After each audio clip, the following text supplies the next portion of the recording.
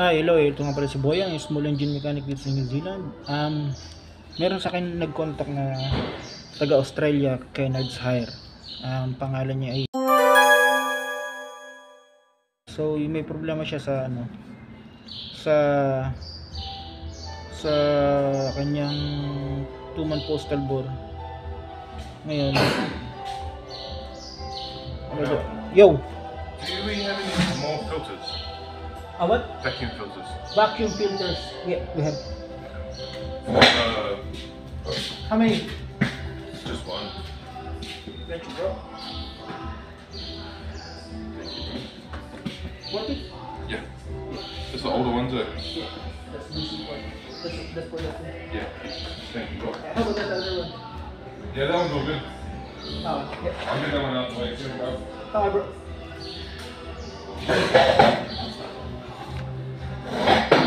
So yun, wala daw idle, tapos merong wire na na nakalabas.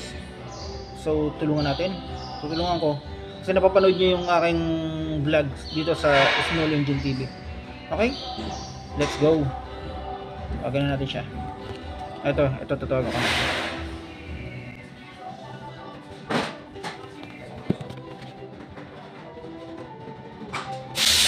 Hello, kumusta?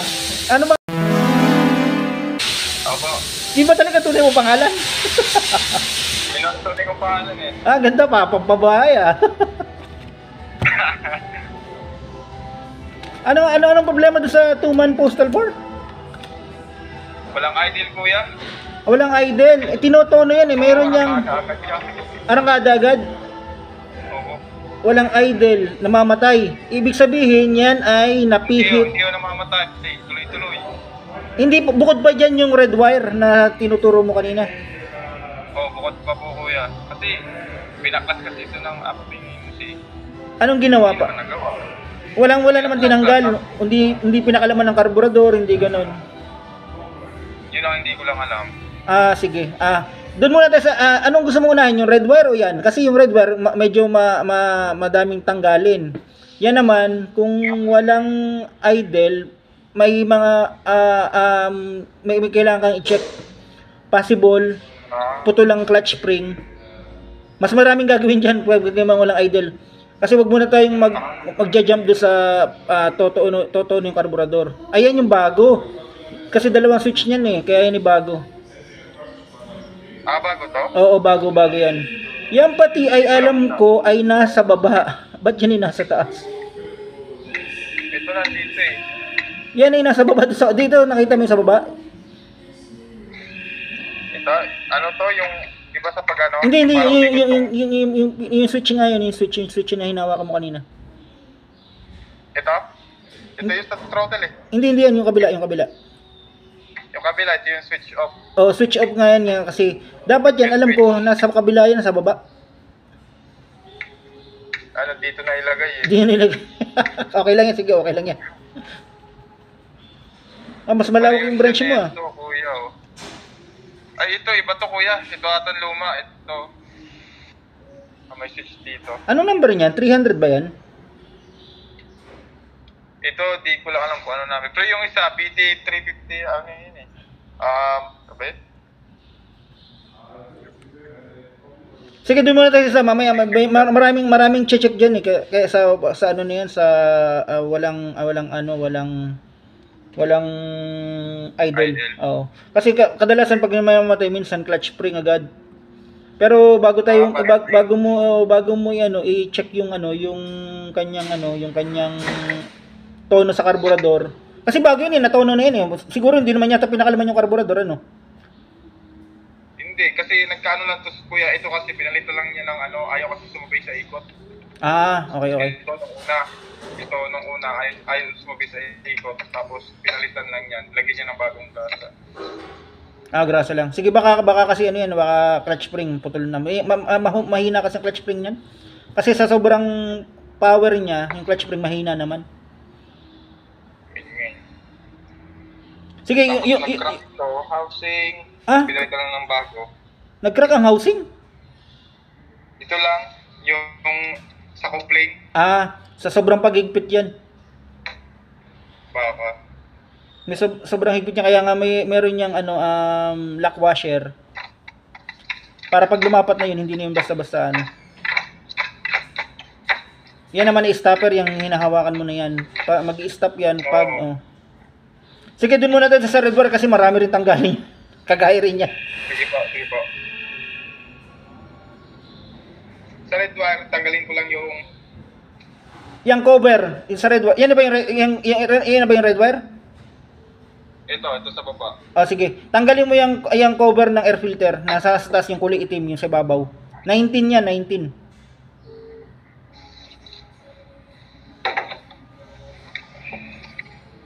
So sa makikita mo diyan kung meron kang yung ano, yung yan, Torque screw. Yung ginagamit diyan yung torque screw, yung ginagamit natin diyan mismo sa pagtatanggal ng mga tornilyo niyan. Kung meron ka noon, yun ang gamitin mo. Yan.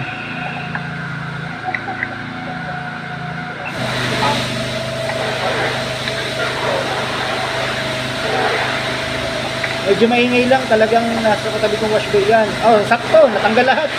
Swerte. So, yan, meron niyang ano, meron niyang, yan, tatlo yan, nasa ibabaw, yung malapit sa spark plug. Dalawa yung nandyan, yan nandyan, yan nandyan. Dalawa yan, dalawa.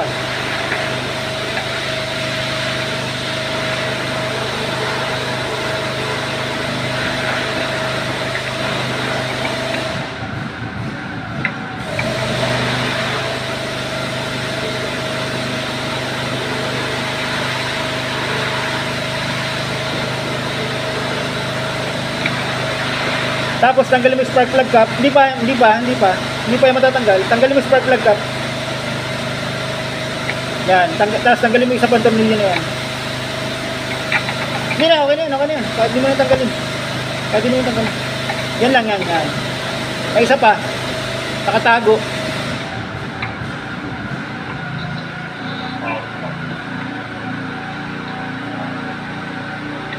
Yung cover ng full cord, meron diyan nasa baba, nasa gitna. Yung cover ng full cord. Di ba tatlo yan? Yan. Kasama yan sa tatanggalin.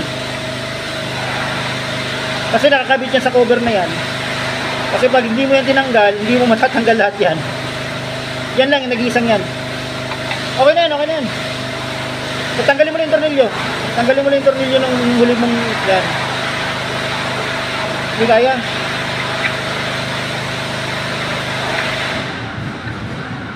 Ilalabas mo yung tornilyong huli mong tinanggal, tanggalin mo muna, baka nakakabit pa. Tapos yan, ang uunahin mo dyan ay yung itim na yan, isuot mo yung sa loob, papasok sa loob, pababa, yan, saka mo higitin pataas yung cover. Sige lang, higitin mo sabay, papasok, tapos higitin mo po, yan, sige lang, wala ka matatamaan dyan, sige lang.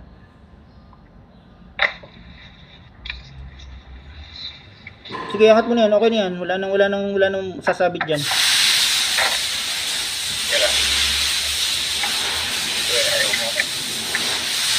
Hindi, ewan ng ano yung goma na yan. So, sa makikita mo, pag tinanggal mo yung goma na yan, may makikita ka dyan switch, tanggal doon sa switch, ano? Sa on-off switch. Walang naka na wire? Ito lang eh. Yan na nga yun. Makikita mo doon sa likod ng switch on-off switch na yan, doon yan nakakabit. So, para hindi na ulit matanggal, kung meron kang brake cleaner o glue, i-glue mo na lang. Or, ano mo ng plies para hindi ulit matanggal. Diyan lang yung nakakabit. Wala. Tingnan mo yung likod ng on-off switch, walang nakalagay na wire, kahit ano. Nakita mo? Mahirap lang makakita yun talaga. Ha? Yung likod ng on-off switch?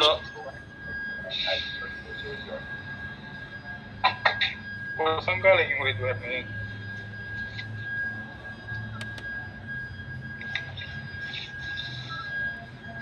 Sinusuot yan.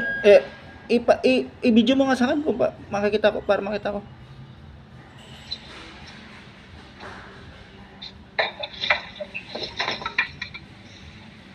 Parang ano kasi, may nagdugtong na yung dalawa. Oo, kasi dinugtong yan para mabilis na ano. Ayan o.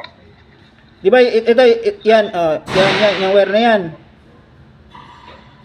May Makikita, dalawa dyang wire, nakakonect. Ito, sa ilalim. sa ground yan sa ground. Wala yun, yung isang switch sa, sa kabila, yung nasa dulo.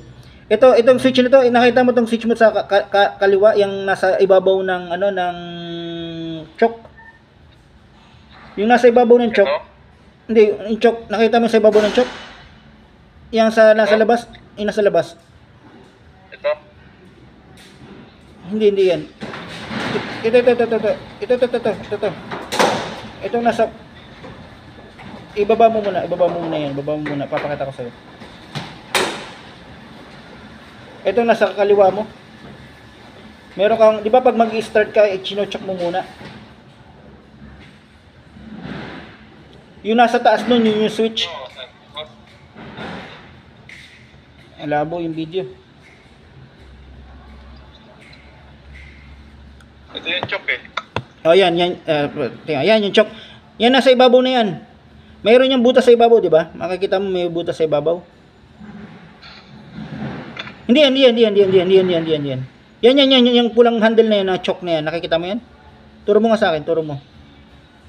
Ito yung choke niya. Yan, choke. Yan yung butas sa ibabaw, yan ang sinasabi ko.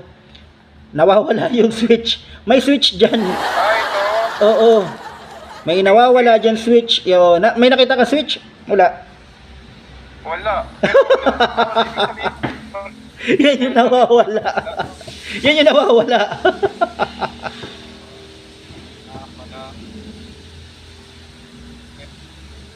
Tama yan. Yan ang hinahanap.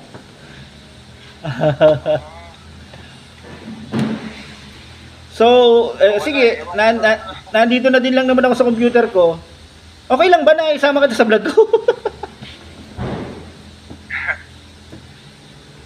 Bago friend ko nga pala si Reinhardt, parang babaeng pangalan. So sa makikita mo, yan ay marunong ka nang umorder. Actually, hindi pa ako nakakapag-try kasi bago pa lang ako rito. So ganito, sige, turuan kita. Alam mo naman yung ano mo, ano nga ba to? Login mo tsaka username mo. Ang gumawa kasi yung manager eh. Oh, manager mo talaga. Ang gagawa talaga ng manager mo. So, anong nangyari? Nawawala yung switch. Missing switch yan. Hindi talaga magkakaigi kasi missing switch. Missing switch. So, yung switch na yung kuya, yung ba yung, ano ba yun? Nakakonect pa yun doon sa high rev? Hindi. Ano yun? Switch lang yun ng on-off. Yan yung mga lumang model. Ngayon, sa lumang model, mas pinaganda naman nila yung bago ngayon na model kagawa ng transmission niya, mas matibay na. Hindi na masyado naglilik. Ang problema kasi ng luma na yun, lagi naglilik yan eh. So, yan ay number. Gusto mo bigay ko na sa part number para kuha kang papel. Pwede naman po. Sige, para dire-diretso na tayo. Habang magbe-break ako, tapos pagkatapos ito magbe-break lang ako, tapos tawagan ulit kita mamaya para kalaman mo yung mga Ano po part number? Hindi ka pa naka-order sa mga hindi mo pa natatry? Sige, okay lang. Yan ay stop switch. Lagay mo stop switch. Hindi ko lang sure kung pares tayo ng siguro pares naman kasi international naman yung steel eh. 4 na 1. Ang part number ay 4 na 1, 1111. Opo. 430 430 0210. 0210. Kopya. Yan, stop switch yan yung switch niya mismo. Kasama na diyan yung tornilyo. Teka, may tornilyo pa tsaka may nawawala pang dalawa. May tornilyo pa yan. At tsaka ito, yung nut.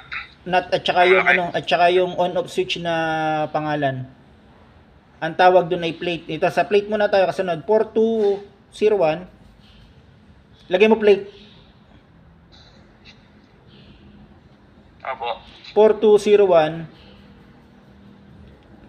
96 4201 967 967 3500. 3500. Okay, kasunod ay hexagon nut.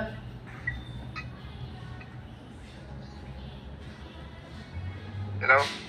Hello, kasunod ay hexagon nut. Apo. 9211 9211 260 260 1430. 1430. Yan. Yan. Stop switch yan ano. Dapat ikaw pag nag-order ka niyan, ang ginagawa ko noon sa ganyan pa ako sa kay Kuya K, kay Nards o Kuya K, tawag ko diyan. Nag-order na ako ng dalawa. Yung in-order ko na ilalagay ko tapos may spare ako. Kasi madalas diyan masira. Lalo na yung mga chok na yan, lagi napuputol yan. O minsan nawawala ng customer. Kasi ano, magkano bang offer sa'yo dyan? 30 lang ako dito per oras, kuya. Ay, Australia naman yan, mataas naman yun talaga eh. Pero mas mataas pa daw yung darating sa amin din eh. Yung mga ano talaga. Hindi, isasabay naman kayo doon, isasama pa rin kayo doon. Ganyan dyan eh. Ano ka rin, tatapat pa rin kayo doon. Kasi pag dumating sila, syempre magtataka. Ewan ko lang kung ganun dyan ha. Kasi dito ganun. Nagbago na dito kuya yung ano eh. Nagbago na dito yung annual na kailangan na maibigay sa mga foreign employee. Ng immigration, nagbago yung ano ng immigration. Immigration. Ay baka isasabi kayo doon sa mga parating. Siguro hindi pa nadating kaya ano, ayan. Ang madalas diyang masira madalas diyang masira isa pa ay yung throttle cable. Yan yung mga madalas ma-order diyan, throttle cable. Oh. Kasi katagalan yan, makikita mo diyan may mga lamat-lamat na yan sa sa mga bend niya, sa mga nakabaluktot. Nakakasira yung gawa yan ay nag-high rev ng kanya. Pag hindi nag-high rev ng kanya, naka low rev tapos namamatay. Yan yung isa pang tinitingnan diyan pag naglo-low rev. Kasi stuck na. Dito kuya, yung high ref nito, lilinisan lang ka muna. Hindi, depende sa ano yan. May mga baka mataas lang yung minor. So sa yan, bukas na din lang naman yan Makikita mo diyan sa tinanggal mo kanina, meron diyan isang maliit na butas. Yan yung anuhan ng minor. Kailangan meron ka mahabang screw na flat screw. Nakita mo diyan sa butas na yan, mababaybay mo yung butas na maliit na yan. Meron diyan maliit na parang hose papunta sa karburador na kulay puti. Yan yung butas na yan, nakita mo yan? Ito. Tapos meron diyan parang hose, pag wala na yung hose tinanggal na. Ito yung hose. Yung hose na kulay puti, yan ay konektado papunta dun sa ng minor.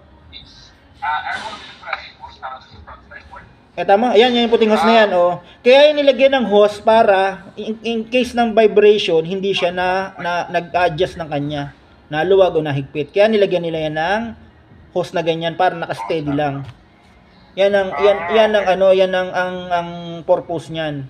Kaya pag tinanggal yan, kailangan mong ilagyan ulit yan. Kasi yung mga iba dati dito sa doon sa kay Kuya Kate sa Silverdale ay ganyan naman nangyayari, nalilimutan ng ibang mekaniko kaya minsan ako kaya matitrace mo kung sino yung gumawa. Alam mo na rin ba kung paano i-trace kung sino mga gumawa ng mga equipment diyan na minsan kasi may ginawa palpak tapos sira agad. Hindi pa rin kasi halos lang ako ngayon ginagawa ko puro gas. At saka, ang payo ko sa'yo dyan, huwag kang gagawa ng mga tulad ng gamot kabayo. Alam mo yung gamot kabayo? Hindi. Yan yung mga term yun ng mga mekaniko sa amin ang gamot kabayo, yun yung mga hindi na pwede, gagawa ng paraan para, kunwari, sila, gagawa ng paraan, pero hindi natagal.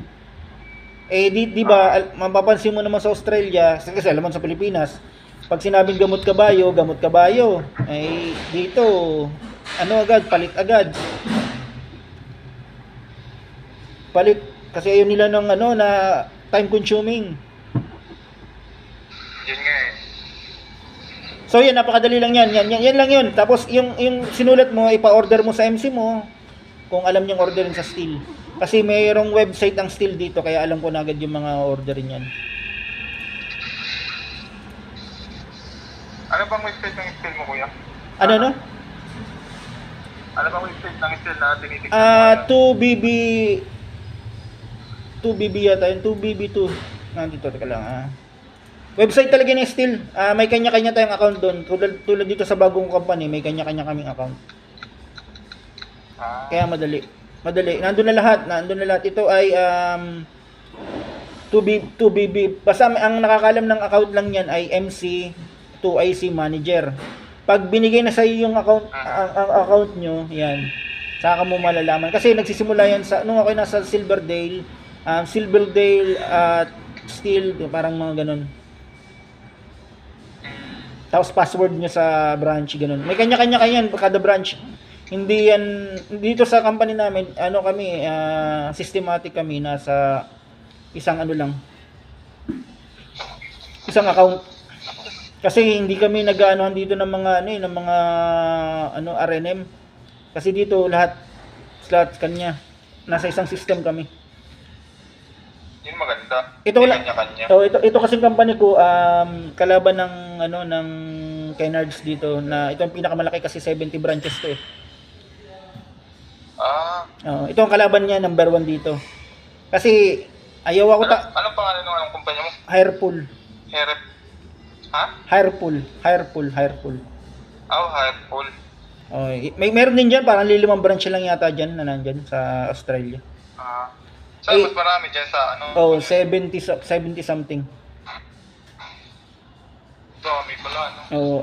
Si Kennards kasi ayaw ko taasan eh. Ayaw ko taasan ni nung area manager dito na si Payat eh. Pero MC ka na kuya diyan sa dati sana sa Kennards. All around ako, MC, pati lahat na, pati nagka-counter, lahat na. Ka-counter, nagse-serve ng customer, ng mga for service, lahat. All around ka ba? Dapat manager dapat. Walang kwenta eh. Ang gusto lang nila, sabi ko, taasan niyo ako sweldo, ang gusto nila, pumasok ako ng 2 weekends. Sabi ko, hindi naman pwede kasi yung asawa ko, doon lang kami nagkikita. Para doon tumaas ang sweldo ko. Pwede yun, papalitan ka lang ng day off. Ang papalitan ng day off sa akin, mula Lunes hanggang Biyernes, mamili lang ako ng 2 araw. Kinakain lang naman ng tax. Kaya ayoko. Sige, magbe-break lang ako Gutom na ako eh. Sige kuya. Bali mamaya yung tungkol naman sa high rev. Oo, sa high rev. Sige. Sige kuya, salamat. Thank you, bye. Ito pala ulit si Boyang, yung small engine mechanic dito sa New Zealand. Masaya ako nakatulong ako sa ating kababayan na nahihirapan. Yung MC daw nila ay hindi magkaig eh. So yun. Nadali niya na ang una. Madali na yun pagbabalik. Nawawala pala yung switch. Okay? Let's go!